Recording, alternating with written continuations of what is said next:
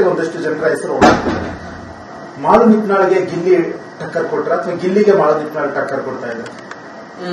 ಅವನ್ನ ಹಾಗೆ ಬೇರೆ ನಂದೇ ಬೇರೆ. ಯಾಕಂದ್ರೆ ಒಂಥರ ಕಾಮಿಡಿ, ನನ್ನ ಸಿಂಗಿಂಗ್, ನನ್ನ ವ್ಯಕ್ತಿತ್ವ ಬೇರೆ, ಅವ್ರ ವ್ಯಕ್ತಿತ್ವ ಬೇರೆ. ನನ್ನ ವ್ಯಕ್ತಿತ್ವ ಅವ್ರ ವ್ಯಕ್ತಿತ್ವ ಕಂಪೇರ್ ಇದನ್ನ ಕಂಪೇರ್ ಮಾಡೋಕ್ಕಾಗಲ್ಲ. ಯಾಕೆ ಕಂಪೇರ್ ಮಾಡೋಕ್ಕಾಗಲ್ಲ ಅಂದ್ರೆ ಅವ್ರ ಹಾದಿ ಬೇರೆ, ನನ್ನ ಹಾದಿ ಬೇರೆ. ಗೆಲ್ಲಿ ಚಲೋ, ನನಗೆ ನಾವು ಕೆಟ್ಟವ ಅಂತಲ್ಲ, ಕಾಮಿಡಿ ಮಾಡ್ತಿದ್ದ, ಸ್ವಲ್ಪ ಕಾಮಿಡಿ ಮಾಡ್ಕೋತ ಒಬ್ಬರನ್ನ ಇರಿಟೇಟ್ ಮಾಡ್ತಿದ್ದ. ಒಂದು ಮಾತಿದೆ, ಅತಿಯಾದ್ರೆ ಅಮೃತವು ವಿಷ ಎನ್ನುವಂತ. ಸೊ ಎಲ್ಲೋ ಒಂದ್ ಕಡೆ ಅನ್ನಿಸ್ತಾ? ಬಹಳ ಕಡೆ ಅನಿಸ್ತಾ ಅನ್ನೋಕ್ಕೂ ನಾವು ಡೈರೆಕ್ಟ್ ಆಗಿ ರಘು ಸರ್ ಎಷ್ಟೊಂದ್ ಸಲ ಬಂದಿ ಮಾಡಿದ್ರು, ಗಿಲ್ಲಿ ಎಷ್ಟು ಕಷ್ಟ ಇರಬೇಕು ತಮಾಷೆ ಅನ್ನೋದ, ಇದು ಅಸ್ತಿ ಜಾಸ್ತಿ ಆಗತೈತಿ, ಸರಿ ಇರಲ್ಲ ತಕ್ಷಣ ಎಷ್ಟೋ ಸರಿ ಹೇಳಿದ್ರು. ನಾನು ಹೇಳಿದ ಅವ್ರಿಗೆ, ಸುಮ್ಮನೆ ನೋಡಿಲ್ಲಿ ಯಾಕೆ ಇಶ್ಯೂ ಮಾಡ್ಕೋತಿ, ನಿನಗೆ ಎಷ್ಟು ಬೇಕಾದ್ರೆ ಮಾತಾಡು, ಕಾಲಿಡಿ ಕೆಲಸ ಮಾಡಬೇಡ, ಒಬ್ಬರ ಬಗ್ಗೆ ಕೆಳಗಾಗಿ ಇದನ್ನ ಕಾಲು ಕೆಳಗಾಗಿ ಮಾತಾಡಬೇಡ, ಯಾಕಂದ್ರೆ ಅವ್ರದ್ದು ಅದು ಇದನ್ನ ಇರ್ತೈತಿ ಅಂತ ಹೇಳಿ ಎಷ್ಟು ಸರಿ ಹೇಳಿ. ಅದನ್ನ ಬಿಷ್ಟ ಕೆಲವೊಂದು ಸರಿ ಮಾಡ್ಕೊಂಡ ಮತ್ ಸರಿ ಮಾಡ್ಕೊಂತಾನಂದ್ರೆ ಮತ್ ಹಂಗ ಬರಕತ್ತ. ಒಳ್ಳೆ ಹುಡುಗ, ಕಾಮಿಡಿ, ಎಲ್ಲರೂ ನಗಿಸ್ತಾನು, ತಾನು ನಗ್ತಾ ಎಲ್ಲರೂ ನಗಿಸ್ತಾನು, ಒಳ್ಳೆ ಹುಡುಗ. ಇದೊಂದೇ ಸ್ವಲ್ಪ ಒಂದು ಮಿಸ್ಟೇಕ್ ಆಗಿದೆ ಅಂದ್ರೆ, ಮತ್ತೆ ಇನ್ನೊಂದು ಟಾಸ್ಕ್ ಅಂತ ಬಂದಾಗ ಟಾಸ್ಕ್ ಆಡಬೇಕಾಗಿತ್ತು. ಇದನ್ನ ಫಿಸಿಕಲ್ ಟಾಸ್ಕ್ ಅಂತ ಬಂದಾಗ ಸ್ವಲ್ಪ ಎಫರ್ಟ್ ಹಾಕಿ, ನಾಟ್ ಅವ್ರ ಶ್ರಮ ಅನ್ನೋದು ಇದನ್ನ ಹಾಕಿ ಸ್ವಲ್ಪ ಅದನ್ನ ಆಡುವ ನ್ಯಾಯ ಸ್ವಲ್ಪ ಕಾಮಿಡಿ ಅನ್ನೋದು ಸ್ವಲ್ಪ ಬದಿಗಿಟ್ಟ, ಅದನ್ನ ಮ್ಯಾಲ ಎಫರ್ಟ್ ಹಾಕಿ ಸೀರಿಯಸ್ ಆಗಿ ಸ್ವಲ್ಪ ಆಡಿದ್ರೆ ಸ್ವಲ್ಪ ಚಲೋ ಆಕೈತಿ. ಮುಂದೇನೋ ಒಂದು ಫೈನಲಿಸ್ಟ್ ಆಗಿ ಒಂದು ಕಪ್ ಹೋಗ್ಬೋದು, ಕಪ್ ಗೆಲ್ಬಹುದು ಅಂತ ನನ್ನ ಅನಿಸಿಕೆ ಐತಿ. ಮತ್ತೆ ಅದನ್ನ ಕಂಟಿನ್ಯೂ ಮಾಡ್ತಂದ್ರೆ ಮತ್ತೆ ಜನಕ್ಕೆ ಎಲ್ಲ ತರ ಬೇಕಾಗಿರ್ತೈತಿ. ಯಾಕಂದ್ರೆ ನಗುಸೋದ ಒಂದು ಸೀಮಿತ ಇರಂಗಿಲ್ಲ. ಈಗ ಒಂದು ಬಿಗ್ ಬಾಸ್ ಅಲ್ಲಿ ಟಾಸ್ಕ್ ಕೊಟ್ಟಾರಂದ್ರೆ ಅದನ್ನ ಟಾಸ್ಕ್ದಾಗ ಹೆಂಗ್ ಆಡ್ತಾರೋ, ಇವ್ರು ಹೆಂಗ್ ಆಡೈತಿ ಜನ ನೋಡಿರ್ತೈತಿ. ನನಗದು ಕುತೂಹಲ ಐತಿ. ಇದೊಂದ್ ಸ್ವಲ್ಪ ಅದ್ರ ಮೇಲೆ ಇಂಟ್ರೆಸ್ಟ್ ತೋರಿಸಿ ಒಳ್ಳೆ ರೀತಿಯಿಂದ ಆಟ ಆಡಿಕೆಸಿಂದ ಎಲ್ಲರೂ ನುಗ್ಸ್ಕೋತಾ ಆಡ್ಲಿ ಮುಂದೆ ಒಂದು ದಾರಿ ಕಾಣಬಹುದು ಅಂತ ನಾನು. ಮಾಳು ನಿಪ್ನಾಳ್ ಅವ್ರಿಗೆ ಎಷ್ಟು ಜನ ಅಣ್ಣ ತಮ್ಮಿದ್ರು ಅಥವಾ ಅಕ್ಕ ತಂಗಿರು? ಹೊರಗೆ ಒಳಗೆ ರಿಯಲ್ ಆಗಿ ನಿಮ್ ಜೊತೆಗೆ ಅಣ್ಣ ಅಕ್ಕ ಎಷ್ಟು ಜನ ಇದ್ರು? ಈಗ ರಿಯಲ್ ಆಗಿ ಇಲ್ವೋ? ನಿಮ್ಮ ಮನೇಲಿ ನಿಮ್ಮನ್ನು ಬಿಟ್ರೆ ಈಗ ಎಷ್ಟು ಜನ ಇದ್ದಾರೆ? ನನ್ನ ಮನೇಲಿ ನಾನು ಮಿಸಸ್, ನನ್ನ 2 ಮಕ್ಕಳು, ನನ್ನ ತಾಯಿ ತಂಗಿ, ನನ್ನ ತಂಗಿಗಳು ಇಬ್ಬರ, ಅವ್ರ ಮ್ಯಾರೇಜ್ ಆಗೈತಿ. ಹೌದು. ಇನ್ನೊಂದು ತಂಗಿಗೆ ಮ್ಯಾರೇಜ್ ಆಗಿಲ್ಲ ಅಂತ? ಇಬ್ರು ಇಲ್ಲ ಆಗಿಲ್ಲ ಅಂತ. ಯಾರು ಹೇಳಿಲ್ಲ ಆಗಿಲ್ಲ ಅಂತ? ರಕ್ಷಿತ್ ಅವ್ರಿಗೆ ಆಗಿಲ್ಲ ಅಂತ? ಹೌದಾ? ಸಾರಿ, ಇಲ್ಲದ ಕೇಳಿ ನಾ ಬಿಗ್ ಬಾಸ್ ಮನೆಯಲ್ಲಿ ಸಾರಿ.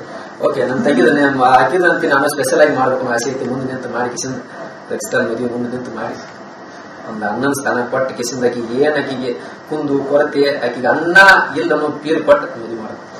ಇದ್ರ ಜೊತೆಗೆ ರಕ್ಷಿತ ಅಂದ್ರೆ ಎಷ್ಟು ಪ್ರೀತಿ? ತುಂಬಾ ಪ್ರೀತಿ ಐತ್ರಿ. ಒಂದು ಒಳ್ಳೆ ರೀತಿ ರಿವಾಜು, ಅವಳ ನಡತೆ ಬಹಳ ಇಷ್ಟ ಆಗೈತಿ. ಅದಕ್ಕೆ ಹುಡುಗಿ ಸ್ವಲ್ಪ ದೊಡ್ಡವಳಾದ್ರೂ ಆಕೆ ಇನ್ನೂ ಸಣ್ಣ ಹುಡುಗರ ಬುದ್ಧಿ ಐತಿ, ಅದೊಂದು ಇಷ್ಟ ಆಗೈತಿ. ಅವಳು ಏನೇ ಮಾಡ್ರು ಅವಳ ವ್ಯಕ್ತಿತ್ವ ಬಿಟ್ಟು ಮಾಡಂಗಿಲ್ಲ, ವ್ಯಕ್ತಿತ್ವ ಹಿಡ್ಕೊಂಡು ಮಾಡ್ತಾಳು. ಅದು ಯಾರಿಗೋ ನಾವು ಬೇಕ್ ಅನಿಸ್ತಿರ್ಬೋದು, ಅದು ನನಗೆ ಬೇಕ್ ಅನಿಸ್ತಿರ್ಕಿಲ್ಲ. ಯಾಕೆ ಬೇಕ್ ಅನಿಸ್ತಿರ್ಕಿಲ್ಲ ಅಂದ್ರೆ ಆಕೆ ದಿನಕ್ಕೊಂದೊಂದ್ ತರ ಮಾತಿರ್ಕಿಲ್ಲ. ಆಕೆ ಒಂದು ಪ್ರತಿಯೊಂದು ವಿಷಯದಾಗಲಿ ಒಂದು ಟಾಸ್ಕ್ ಅಂತ ಬಂದಾಗ, ಒಂದು ಚಟುವಟಿಕೆ ಅಂತ ಬಂದಾಗ, ಒಂದು ನಾಮಿನೇಟ್ ಮಾಡ್ಬೇಕಾದ್ರೆ, ಒಂದು ಬೆಳಿಗ್ಗೆ ಸಾಂಗ್ ಮಾಡ್ಬೇಕಾದ್ರೆ ಅದೇ ಎನರ್ಜಿ ಬಿಟ್ಟು ಬೇರೆ ಎನರ್ಜಿ ಇಲ್ಲ. ಈಗ ಕಂಟಿನ್ಯೂ ಹಾಕಿದ ಒಂದು ಎನರ್ಜೆಟಿಕ್ ಆಗಿರ್ತರು, ಒಂಥರ ಖುಷಿ. ಒಂದು ಸೀರಿಯಸ್ ಇದ್ದಾಗಂತಿ ಒಂಥರ ನೋಡಾಕ ಒಂಥರ ಮಜಾ. ಒಂದು ಕಾಳಿ ರೂಪ ತೊಟ್ಟಾಗ ನಾಂತಿ ಬಹಳ ಎಂಜಾಯ್ ಮಾಡ್ತೀನಿ. ಇನ್ನು ಯಾರಿಗೇನು ಏನಾರ ಅಂತ ಹೇಳುವಂತಂದ್ರೆ ನೋಡ್ಕೋದ್ ಕೊಡ್ತೀನಿ. ಅಟ್ಟಾದ್ರೂ ಚಂದ ಮಾತಾಡಕ್ಕೆ ಒಳ್ಳೆ ಹುಡುಗಿ. ರಕ್ಷಿತನ ಯಾವಾಗ್ಲೇ ಕೇಳಿದ್ರು ಕೂಡ ಒಂದು ರೀತಿ ನನಗೆ ಮಾಳು ಅಣ್ಣ ಅಂದ್ರೆ ಆನೆ ಬಲ ಇದ್ದಂಗೆ ಏನು ಅಂತ. ಸೊ ನಿಮ್ಮ ಮನೆಯವರು ಅಂದ್ರೆ ನಿಮ್ಮ ಧರ್ಮಪತ್ನಿ ಒಳಗಡೆ ಬಂದಾಗ ಬಿಗ್ ಬಾಸ್ ಮನೆಗೆ ನೀವಷ್ಟು ಖುಷಿ ಪಟ್ಟರಲ್ಲ ಗೊತ್ತಿಲ್ಲ. ರಕ್ಷಿತ ಓಡ್ ಬಂದು ಅವ್ರನ್ನ ಹಗ್ ಮಾಡ್ತಾರೆ, ತಪ್ಕೋತಾರೆ, ಕಣ್ಣೀರಾಗ್ತಾರೆ.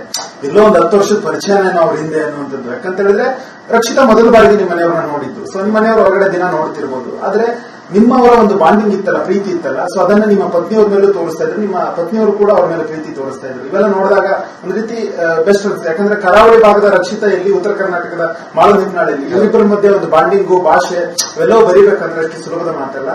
ಸೊ ತುಂಬಾನೇ ಖುಷಿ ಆಗುತ್ತೆ. ಇದರ ಜೊತೆಗೆ ಇನ್ನೊಂದಿಷ್ಟು ಚರ್ಚೆ ಓಡಾಡ್ತಿದೆ. ಉತ್ತರ ಕರ್ನಾಟಕದ ಭಾಗದಲ್ಲಿ ಆರ್ಕೆಸ್ಟ್ರಾಗಳು ಅಂತ ಹೇಳಿದ್ರೆ ಸಿಕ್ಕಾಪಟ್ಟ ಫೇಮಸ್. ಆರ್ಕೆಸ್ಟ್ರಾ ಅಂದ್ರೆ ಸಿಂಗರ್ಗಳನ್ನ ಯಾವ ರೀತಿ ನೋಡ್ತಾರೆ ಅಂತ ಹೇಳಿದ್ರೆ ಒಂದು ರೀತಿ ದೊಡ್ಡ ಸ್ಟಾರ್ಗಳ ತರ ನೋಡ್ತಾರೆ. ಇತ್ತೀಚೆಗೆ ಒಂದಷ್ಟು ಸ್ಟಾರ್ಗಳು, ಎಲ್ಲರೂ ಅಲ್ಲ, ಕೆಲವು ವ್ಯಕ್ತಿಗಳು ಒಂದು ರೀತಿ ನಾವೇ ನಮ್ಮಿಂದಲೇ ಎಲ್ಲ ಎನ್ನುವಂತ ಮೆರೆಯುವಂತ ಕೆಲಸ ಮಾಡ್ತಾರೆ. ಅಂತವ್ರಿಗೆ ಏನ್ ಹೇಳ್ತೀರಾ? ಕೆಲವೊಂದಿಷ್ಟು ದಿನ ನಾನು ಸ್ಟಾರ್ ಸಾಧಿಸಿ. ಅಂದ್ರೆ ಇತ್ತೀಚೆಗೆ ಉತ್ತರ ಕರ್ನಾಟಕ ಭಾಗದಲ್ಲಿ ಸಿಂಗರ್ಸ್ಗಳು ಕೆಲವರು, ಎಲ್ಲರೂ ಅಲ್ಲ, ಅಂದ್ರೆ ನಾವಿಲ್ಲದೆ ಏನಿಲ್ಲ ಅನ್ನುವಂಥದ್ದು ಆಟಿಟ್ಯೂಡ್ ಗಳನ್ನು ತೋರ್ಸಕ್ ಶುರು ಮಾಡ್ತಾರೆ.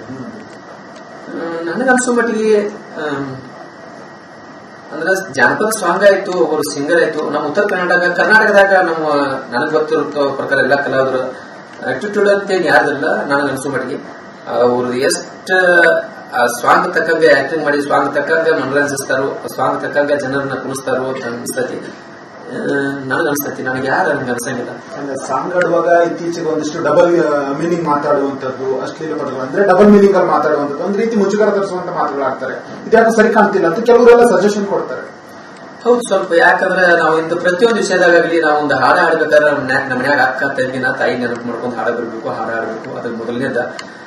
ಈಗ ಯಾವ್ದೋ ಒಂದು ಹುಡುಗಿನ ಅಥವಾ ರೇಗಿಸ್ಬೇಕಾದ್ರೆ ಅವ್ರ ಪಾಪ ಅವ್ರ ಮುಂದಿನ ಫ್ಯೂಚರ್ ಯೋಚನೆ ಮಾಡ್ಬೇಕೈತಿ. ನಾವ್ ಏನ್ರ ಅಂದ್ರ ಅದೇನಾಗಿರ್ಬೋದು, ಒಂದು ಫ್ಯಾಮಿಲಿಗೆ ಏನಾಗಿರ್ಬೋದು, ಏನಾಗಬಹುದು, ಸ್ವಲ್ಪ ನಾವು ವಿಚಾರ ಮಾಡ್ಕೋಬೇಕಾಗೈತಿ. ಯಾಕಂದ್ರೆ ನಾವು ಫೇಮಸ್ ಅದು ಅಂದ್ರೆ ನಾವೇನಾದ್ರೂ ಅನ್ಸ್ಕೋತಾರ ಅಂತ ತಿಳಿಸಂದ್ರ ನಾವು ಅನ್ನೋದು ಸರಿಯಲ್ಲ. ನಮ್ಮನೆ ನಾವು ಅವ್ರಿಗೆ ಅನ್ಬೇಕಾದ್ರೆ ನಮ್ ಹಿಂದ್ ಫ್ಯಾಮಿಲಿ ಐತೆ ಅನ್ನೋದು ವಿಚಾರ ಮಾಡ್ಕೋಬೇಕು. ನಮ್ ಫ್ಯಾಮಿಲಿಗೆ ಒಬ್ಬರು ಅಣ್ಣವ್ರು ಇರ್ತಾರ ಅಂತ ತಿಳಿಸಿಂದ ಅದು ಸರಿ ಅನ್ಸೋದಿಲ್ಲ.